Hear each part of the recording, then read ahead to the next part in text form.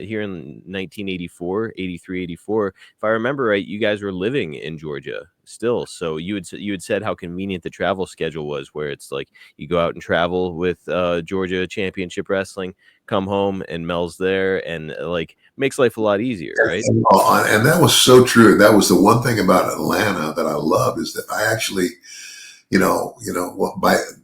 by the time that Melanie and I, got married and went back there, um, when we went back and we actually lived in the house she grew up in because her parents had retired and they'd Hmm. come back to Mississippi where her mother's from, and so we actually, instead of paying rent, we paid the mortgage on their house, and then when we left, they sold it.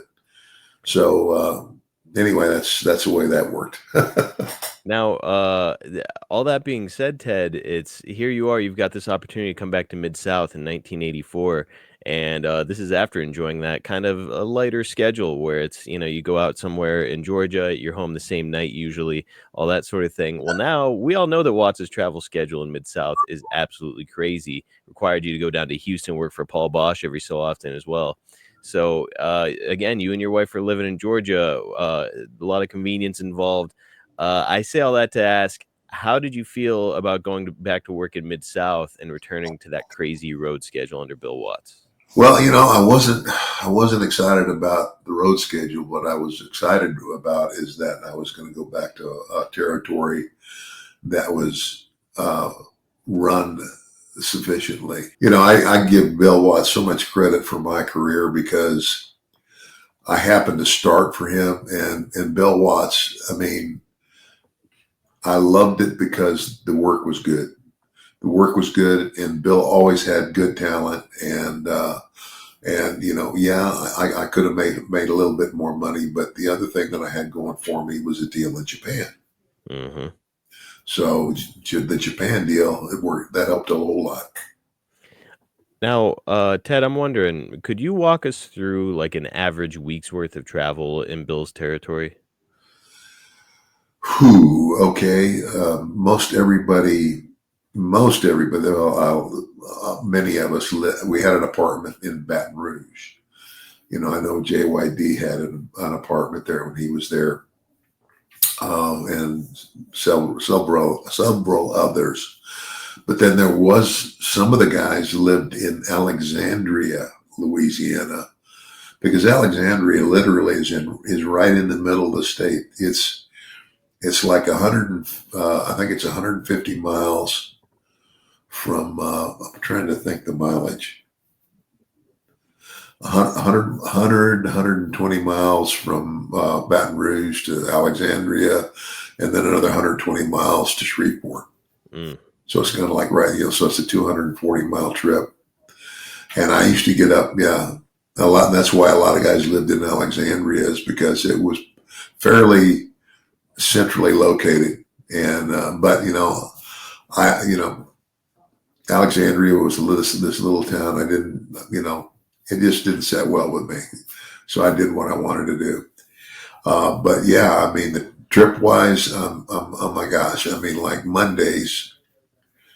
uh, Monday was an easy trip for me because it was New Orleans. New Orleans is 85 miles from Baton Rouge. Go do the show, and I was back home on Monday night. Tuesday night was Baton Rouge, and so I would wrestle in Baton Rouge and on Tuesday nights, and sometimes go up to Shreveport that night. But most of the time, I would stay at home because it's another night at home. Tuesday night, get up Wednesday early morning and drive from Baton Rouge all the way to Shreveport just to do our interviews. Mm. We did our interviews for the show it would be put into a show that we'd already done, and it would air that week. And that was the week. Obviously they see the interviews you're doing that for the upcoming week that you're going to be there anyway. So we would do interviews on Wednesday, and that's when we got our checks. And then on Wednesday we would leave Shreveport and drive to. Sometimes we would go to Jackson, and I'm trying to think the other two places because some of the stuff, the schedules changed. But no, Wednesday was Jackson, and then Thursday you would either go to Greenwood or Greenville, Mississippi.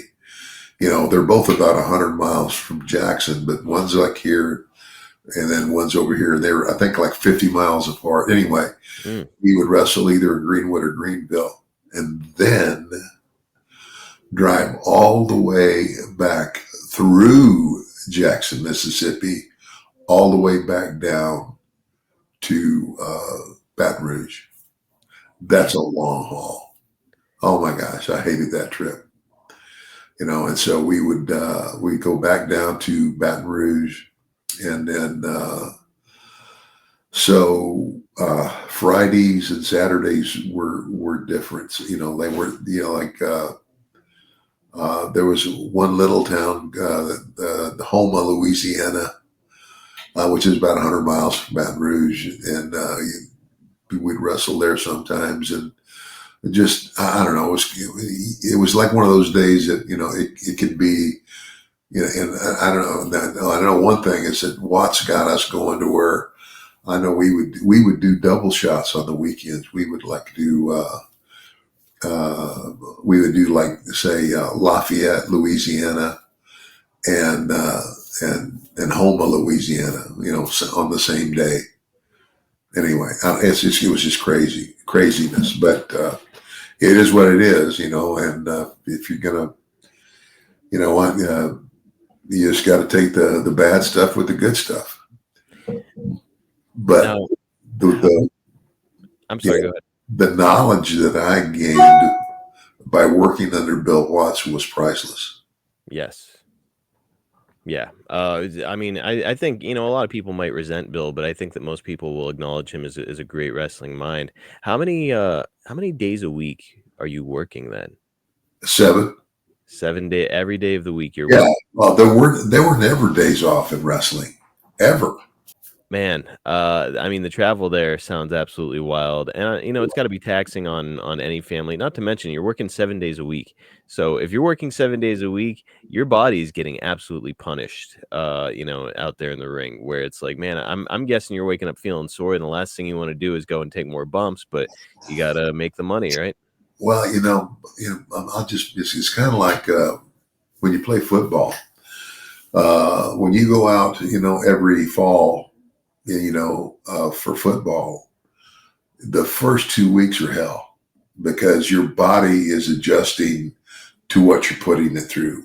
You're putting on those pads and you're starting to, but after a couple of weeks, you don't notice it. And you don't, unless you get, banged up or something, that shouldn't happen happens and you get hurt. That's different. But now, as far as feeling bad or being sore in the morning, well, not in wrestling, buddy. Not It's so kind of bad. like flat back bump. I could take him all night long. So, and I did. I am curious, Ted. You've made this move away from Georgia. You guys were living in Mel's parents' house. Did you guys sell the house right away, or is she remaining back in Georgia whenever you first come back to Mid South? Oh no, wait. When we left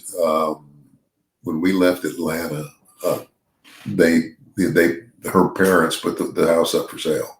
Okay, Yeah, and so um, so you guys you put her in Baton Rouge in an apartment right away. yeah, yeah, Well, as for the territory at this time, some things have changed since the last time you were in Mid South. You had left, of course, after this red hot feud with JYD, but in the summer of 1984, Dog has left the territory without giving any notice to Bill Watts. He's made the jump to the WWF. So now Bill Watts, for one thing, he's actively burying Junkyard Dog on their TV, where he'll call him like a coward or something like that. yeah, Just kind of shitting all over Dog any opportunity he gets. But now the top baby face in the territory is Jim Duggan. and according to Jim himself, he started making top guy money as Bill tried to ensure that he wouldn't lose any more key players there. Now, obviously, Ted, at this point, you've got a lot of equity in yourself as a character, so I would Yeah. have to imagine that Bill viewed you in that light as well. I say Yeah. all that to say, are you making? You don't have to give me any figures if you don't want to. Are you making a lot more money during this Oh, run in Mid I South? was definitely making better money. I mean, again, I started there, I was a rookie there, Hmm. so I knew what the bottom money was like too. But yeah, once I was the top guy. Yeah. I was the top heel. Then and that's and I left and I came back and I was still that heel. And Bill positions you that way too, and they really make a lot of your return here, as we'll talk about here in a minute. Now, I did want to ask you this question. It's a question that I asked Jake before on our podcast, The Snake Pit, whenever he made a jump to a new territory. And I mean, during this time, let's all keep this in mind. Professional wrestling is, yep, you might make pretty good money, but you're not making the kind of money that they were making today. You guys, I want to Oh say that it's not even close. And I no, want to say that, in Bill Watts territory, I believe I heard that the top guy, if you're the Bill Watts top character, you were making roughly $3,000 a week, which is good money in any era. So pretty yeah, decent. However, you can't retire after $3,000 a week. no, And God knows you're not going to be working for Bill Watts for 50 years, right? So yeah, and there's no retirement fund, there's no pension. yeah. When you stop working, you stop getting paid. So again, I'm saying all this to ask you, during this time, I know that you wouldn't have any aspirations to go to the WWF until a few years after this, when WrestleMania 3 happened. During this time, what are your long-term goals, Ted? What are you hoping for in professional wrestling? It was kind of like I was in the moment. I mean, and